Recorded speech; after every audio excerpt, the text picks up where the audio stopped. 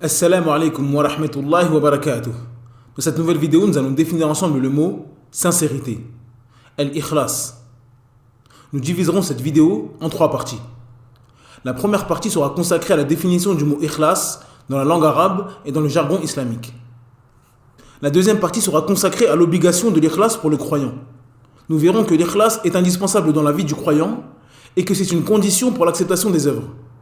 Nous verrons également les magnifiques bienfaits de l'ikhlas dans la vie du croyant. La troisième et dernière partie sera consacrée au degré de l'ikhlas. Nous verrons que les croyants ne sont pas tous égaux en matière d'ikhlas.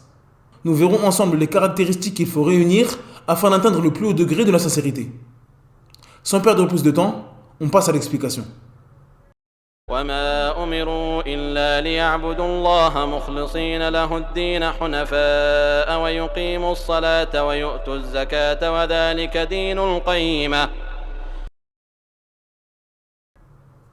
بسم الله الرحمن الرحيم الحمد لله رب العالمين والصلاة والسلام على أشرف الأنبياء والمرسلين نبينا محمد وعلى آله وصحبه أجمعين أما بعد.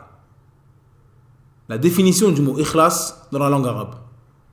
L'origine du mot ikhlas vient des trois lettres kha, lam, sod, qui forment le verbe khalasa, qui signifie purifier quelque chose ou la faire partir. La définition dans le jargon islamique. Le mot ikhlas a été défini de plusieurs manières différentes par les savants. Certains ont dit que l'ikhlas consiste à unifier Allah Azza wa Jal dans l'intention et l'obéissance. D'autres ont dit que cela consistait à être vigilant concernant sa propre personne tout en étant véridique. Celui qui possède l'ikhlas ne fait pas d'ostentation et celui qui est véridique n'est pas prétentieux et satisfait de lui. Certains ont dit que l'ikhlas consistait à ce que les œuvres d'une personne soient identiques de l'intérieur comme de l'extérieur. Contrairement à l'ostentation qui consiste à montrer le bien extérieurement tout en cachant le mal de l'intérieur. Al-Hafidh al-Hakami rahimahullah a dit: l'ikhlas, c'est la purification des œuvres avec une bonne intention et en s'éloignant des impuretés du shirk. Fin de citation. Allah Azza wa Jal dit: Ala lillahi ad-dinul khalis. Dans la sourate 39 au verset 3 d'après la traduction approximative, Allah Azza wa Jal dit: c'est à Allah qu'appartient la religion pure, c'est-à-dire une religion purifiée de l'impureté du shirk et uniquement vouée à Allah Azza wa Jal. Allah Azza wa Jal dit aussi: وما أمروا إلا ليعبدوا الله مخلصين له الدين حنفاء ويقيموا الصلاة ويؤتوا الزكاة وذلك دين القيمة. Dans la sourate 98 au verset 5, d'après la traduction approximative, Allah Azza wa Jal dit: il ne leur a été commandé cependant que d'adorer Allah, lui vouant un culte exclusif, d'accomplir la prière et d'acquitter la zakat. Et voilà la religion de droiture. L'obligation de l'ikhlas pour le croyant. L'ikhlas est un fondement de la foi. Tout comme l'amour, la peur ou la confiance en Allah, il est indispensable pour la concrétisation de la foi. Comme nous l'avons dit dans la vidéo de la définition de l'adoration, l'ikhlas est une condition pour la validité des adorations. Celui qui n'œuvre pas pour Allah Azza wa Jal seul, son œuvre sera nulle. Les fruits et les bienfaits de l'ikhlas dans la vie du croyant.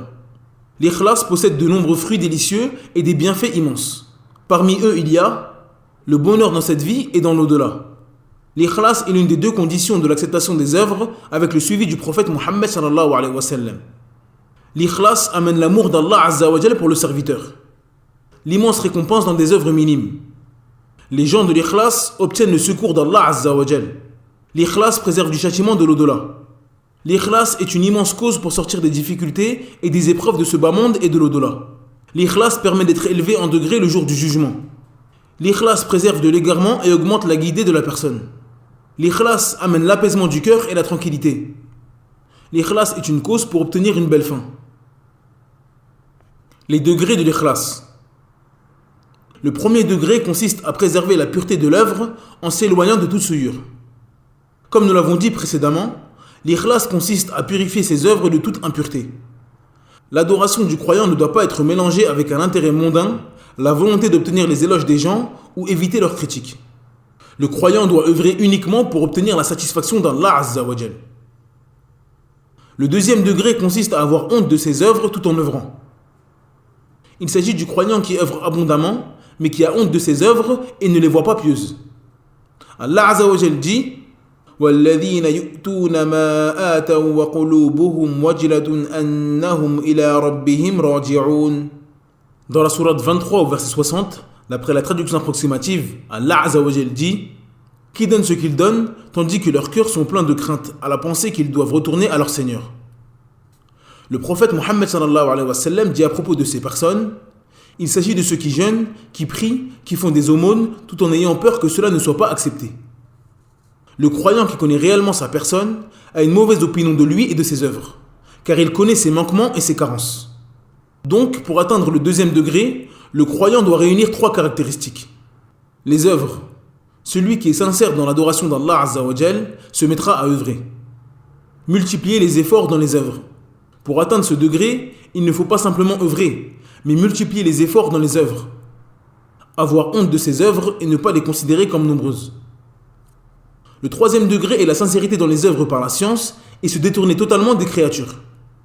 Il s'agit du croyant qui œuvre en toute sincérité avec science. Il connaît parfaitement les jugements religieux et les met en pratique dans sa vie. Il s'arrête là où la législation s'arrête et va où la législation lui demande d'aller, sans regarder ce que cela provoque chez les créatures. Que ces actes suscitent l'admiration ou le dégoût des gens, il ne s'en soucie pas, et cela ne l'empêche en rien d'œuvrer. Donc, pour concrétiser ce degré, il faut avoir 3 caractéristiques. La première est d'œuvrer énormément. La deuxième est d'œuvrer avec science, c'est-à-dire connaître les jugements religieux des adorations que nous faisons, ainsi que leurs preuves. La troisième est de ne pas prêter attention à ce que provoquent nos œuvres chez les gens. Cette vidéo est maintenant terminée. Merci de l'avoir suivie jusqu'à la fin. N'hésitez pas à télécharger le PDF de cette explication. Le lien est dans la barre de description. Il est disponible en langue arabe et en langue française. N'oubliez pas de vous abonner à la chaîne et d'activer la cloche de notification afin de ne rater aucune vidéo. En attendant, je vous dis Assalamu alaikum wa rahmatullahi wa barakatuh. Subhanakallahumma bihamdik, ashhadu an la ilaha illa ant, astaghfiruka wa atubu ilaik.